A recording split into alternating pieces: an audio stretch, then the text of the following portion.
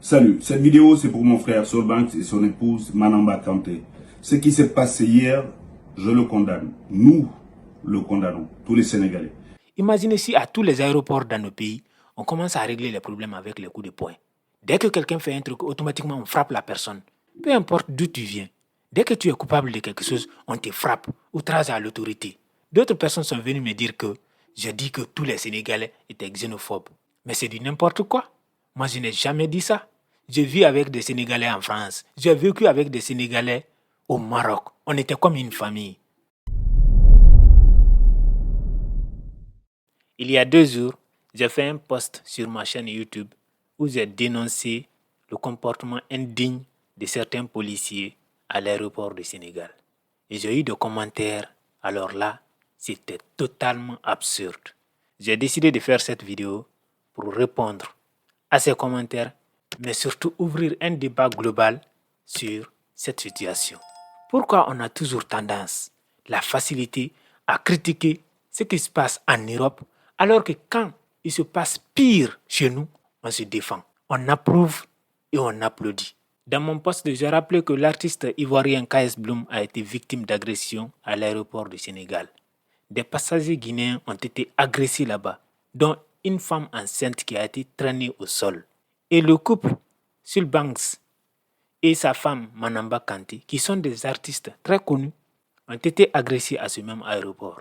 Ça en fait trop. Une fois, on peut dire que le passager a été mal poli ou je ne sais pas quoi. 2 fois, on peut trouver des justifications. 3 fois, qui peut m'expliquer que des passagers de différents pays viennent au Sénégal pour s'aimer le trouble? Que des passagers viennent au Sénégal pour manquer de respect aux autorités sénégalaises?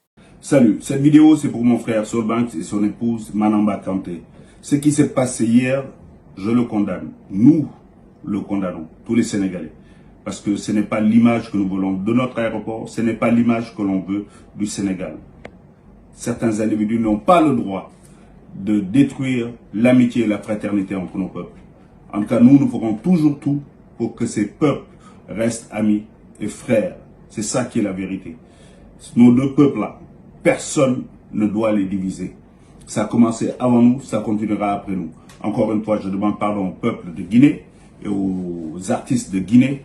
J'ai dit à Solbanks, toi-même tu sais, on sera toujours frères. Et il n'y a personne, rien ni personne ne pourra diviser la Guinée et le Sénégal. One love. Écoutons ensemble ce que l'écrivaine nigériane Chimamanda disait des policiers français lorsqu'on lui a posé la question sur ce qu'elle pensait de la France. Si vous ne comprenez pas l'anglais, ne vous inquiétez pas. Après, je vais vous traduire. But I should say that my criticism when I started out, and I stand by it, it's because I've had many unpleasant experiences with French immigration.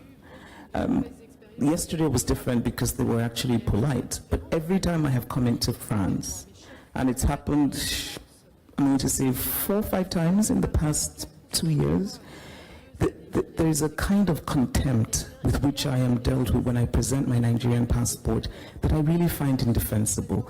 And I think it's important because the immigration officers are the first line of contact with the country, and so it shapes the way you think of a country. And I think it takes very little to be polite and to give people their basic dignity. And if I'm coming into a country and I have everything I need and I am legally there, then surely there's no reason to keep me for 30 minutes asking me ridiculous questions, ignoring me for long periods, and just being an ass. So that's what has shaped my irritation with... I think it's important to remember that all human beings really deserve equal dignity. It shouldn't depend on the passport that we carry. En fait, c'était lors d'un entretien avec des journalistes français. On lui a posé la question de savoir ce qu'elle pensait de la France. Elle a d'abord commencé par critiquer le franc CFA. Elle a critiqué ensuite la politique France-Afrique, du fait que la France n'a jamais quitté l'Afrique, contrairement par exemple à l'Angleterre. Et là, elle parle de l'accueil à la police de l'immigration en France. Elle dit qu'à 3 ou 4 reprises, elle a été retenue par la police de l'immigration en France uniquement parce qu'elle possédait un passeport nigérien. Elle dit que si quelqu'un a les documents nécessaires, la personne a tout le droit de voyager partout où elle veut. Et que ce n'est pas nécessaire d'arrêter quelqu'un, de faire attendre quelqu'un pendant une trentaine de minutes et lui poser des questions ridicules uniquement parce que la personne possède un passeport particulier. Que chaque être humain mérite le respect, peu importe le passeport que cette personne possède.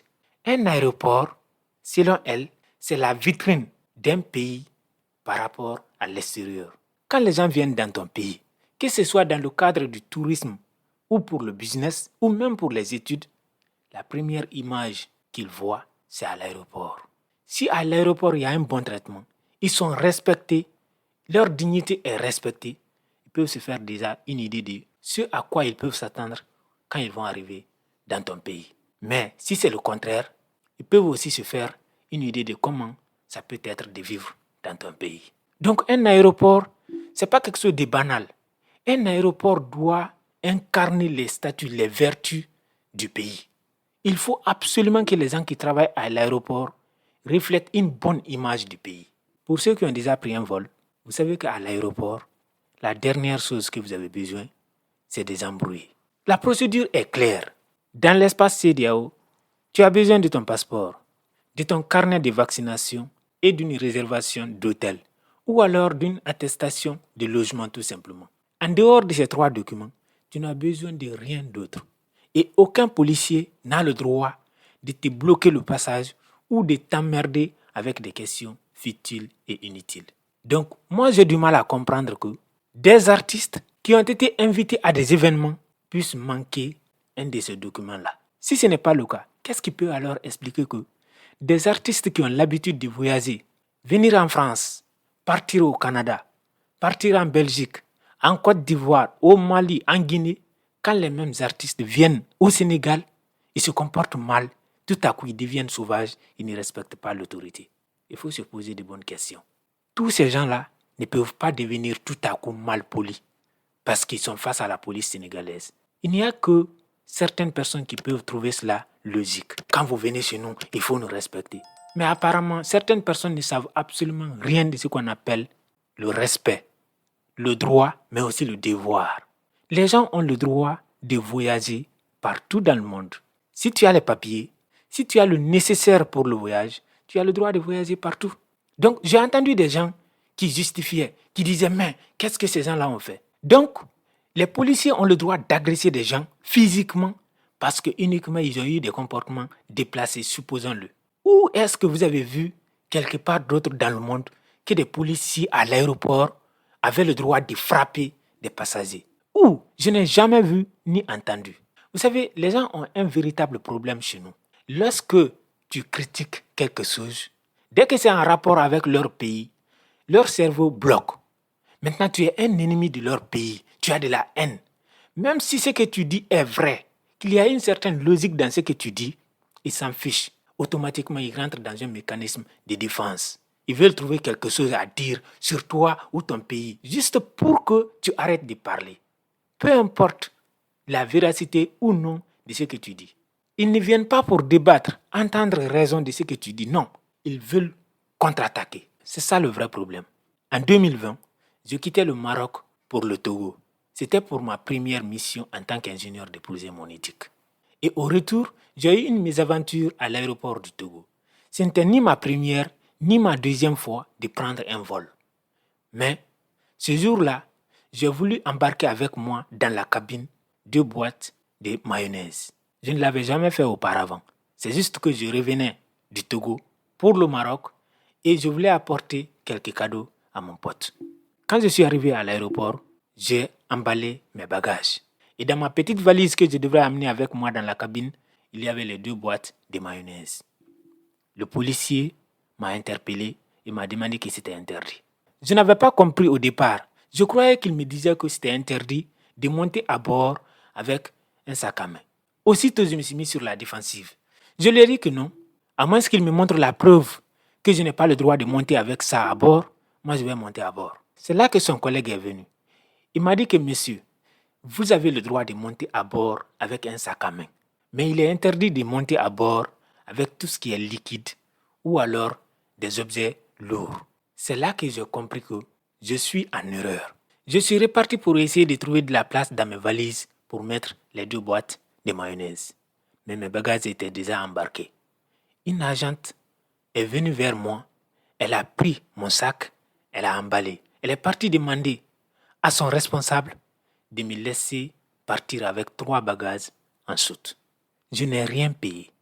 Au Togo, c'est ce genre de comportement qu'on veut dans nos aéroports. Qu'on nous montre de la fraternité, du respect, de l'humanisme. Ça ne demande pas grand-chose. On ne demande pas aux gens de déplacer des montagnes. Tout ce qu'on demande, c'est un peu de respect. Même si quelqu'un commet une erreur, cela ne justifie pas une agressivité, qu'on en vienne tout de suite au coup de main avec la personne, qu'on lui donne des gifles. Non, ce sont des pères de famille, ça. Les gens dont il est question, ce sont des artistes. Ils viennent parce qu'ils ont été invités.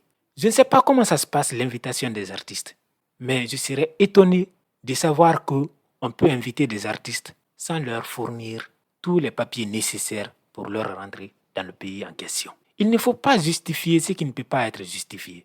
Imaginez si à tous les aéroports dans nos pays, on commence à régler les problèmes avec les coups de poing. Dès que quelqu'un fait un truc, automatiquement on frappe la personne.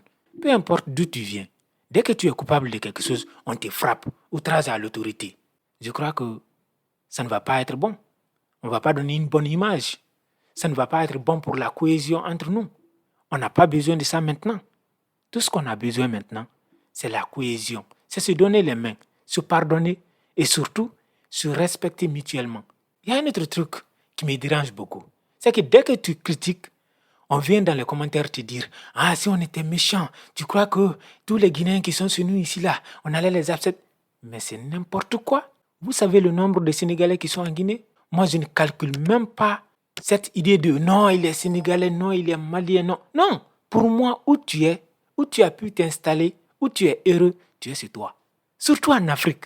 Si je pars m'installer au Cameroun, j'ai tous les papiers nécessaires. J'obtiens la nationalité, je suis camerounais et personne ne peut m'empêcher de vivre au Cameroun. S'il y a des Guinéens qui vivent au Sénégal, s'ils ont la nationalité, ce ne sont plus des Guinéens, ce sont des Sénégalais. Et personne ne peut les empêcher de vivre là-bas. Il y a combien de Sénégalais qui vivent en France? Combien d'Ivoiriens? Combien de Guinéens? Qui a entendu un jour des autorités françaises se justifier en disant non, si on était méchant, si on était raciste, on n'allait pas accepter des Guinéens ici, on n'allait pas accepter des Ivoiriens, des Sénégalais. Non, on ne justifie pas le mal par ce genre d'argument. Ça n'a pas de sens. Parce que autant il y a des Sénégalais qui sont en Guinée, autant il y a des Maliens qui sont au Sénégal, des Guinéens qui sont au Sénégal, des Guinéens qui sont en Côte d'Ivoire.